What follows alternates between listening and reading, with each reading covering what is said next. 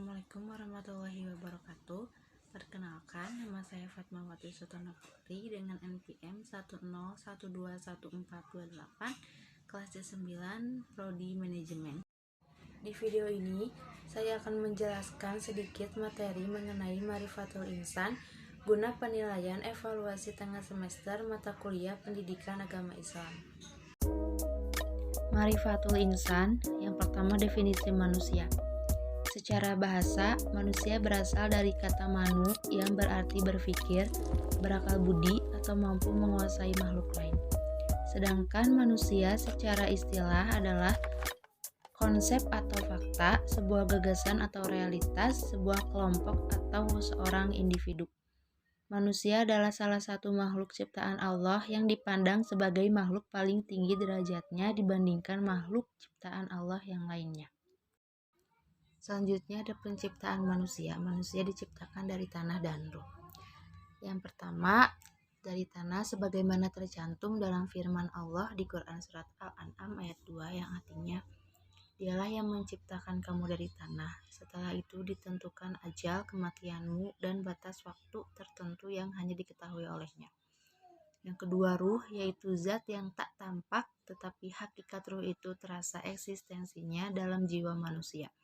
Sebagaimana tercantum pada firman Allah pada Quran Surat As-Sajdah ayat 9 yang artinya, kemudian dia menyempurnakan dan meniup ke dalamnya ruh ciptaannya, dan dia menjadikan bagi kamu pendengaran, penglihatan, dan hati, tetapi kamu sedikit sekali merasa bersyukur. Selanjutnya ada unsur manusia. Berdasarkan fungsinya, manusia disimbolkan dengan 3 unsur utama, yaitu yang pertama ada qalbu atau hati, yang kedua ada akal, dan yang ketiga ada jasad. Qalbu atau hati secara syariah, qalbu yaitu segumpal daging yang mana baik buruknya akan memberi dampak besar terhadap jasa seseorang. Sedangkan secara hajiyah, qalbu adalah sebuah organ yang bersifat syir atau tidak berwujud. Namun, ketika seseorang tersebut melakukan sebuah kemaksiatan, maka akan muncul bercak-bercak hitam yang lama-kelamaan akan mengeraskan qalbu. Yang kedua ada akal. Di dalam ruh manusia bersemayam pula al-aqlul halal. Disebutkan pula bahwa tempat al-aql itu adalah di dalam qalbu. Yang terakhir ada jasad. Jasad digunakan sebagai apa yang telah ditekadkan oleh hati dan direncanakan oleh akal. Tanpa jasad, tekad, dan pengetahuan hanya akan menjadi impian teori yang kosong. Selanjutnya ada hakikat manusia. Yang pertama ada alal fitrah atau berada di atas fitrah. Maksudnya diciptakan oleh Allah Ta'ala berada dalam kecenderungan kepada kebenaran dan patuh kepadanya. Yang kedua ada lemah. Manusia diciptakan oleh Allah Ta'ala dalam keadaan naif atau lemah. Kelemahannya terutama adalah pada godaan hawa nafsunya dan kadang mengalami lemah tekad. Yang ketiga ada bodoh. Manusia juga diciptakan oleh Allah Ta'ala dalam keadaan jahil atau bodoh. Dan yang terakhir ada fakir. Manusia juga diciptakan oleh Allah dalam keadaan fakir, butuh, atau berkehendak kepada pemberiannya. Selanjutnya ada taqwatul insan. Yang pertama, potensi manusia. Menurut pandangan Islam, potensi manusia adalah suatu anugerah yang Allah berikan karena Allah menciptakan manusia dalam bentuk yang sangat sempurna.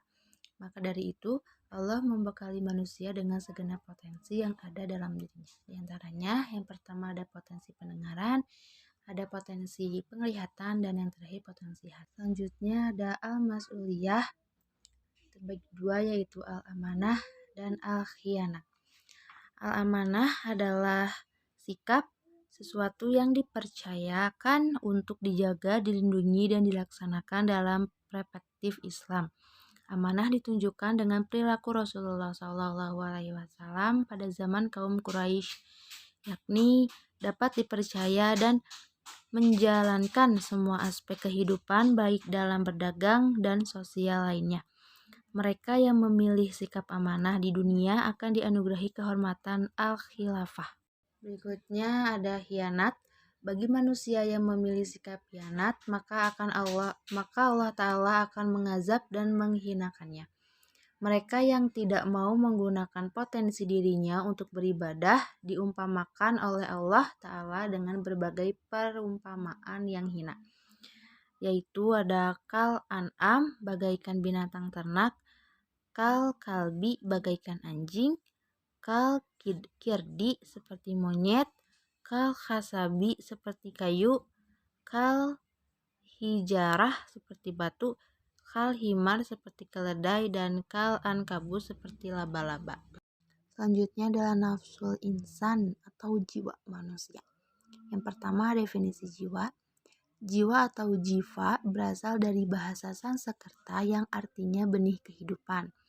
Dalam berbagai agama dan filsafat, jiwa adalah bagian yang bukan jasmanian dari seseorang. Jiwa dalam pandangan Islam adalah diri manusia itu sendiri, nyawa yang menyebabkan adanya kehidupan, sifat yang mendorong manusia untuk melakukan sesuatu, perbuatan, dan perasaan pada diri manusia. Berikutnya adalah tingkatan nafsu manusia, yaitu nafsu mutmainnah. Jiwa yang telah mendapat ketenangan, sanggup mencari cahaya kebenaran Sang Ilahi. Juga jiwa yang telah mampu menoleh menikmati kemewahan dunia dan tidak bisa dipengaruhi oleh hal tersebut. Selanjutnya, jiwa yang aruh, kolbu, azam, dan akal, tarik-menarik dengan al-hawa, syahadat, kecenderungan, khayalan, dan keinginan. Lalu, jiwa yang aruh, kolbu, azam, akalnya dikendalikan oleh al-ahwa, syahwat, kecenderungan, khayalan, keinginan. Maka jiwa yang seperti ini kecenderungannya adalah kepada syahwat. Demikian penjelasan dari saya mengenai Ma'rifatul Insan. Mohon maaf bila ada kalimat atau kata-kata saya yang kurang berkenan. Terima kasih. Wabillahi taufiq wal hidayah. Wassalamualaikum warahmatullahi wabarakatuh.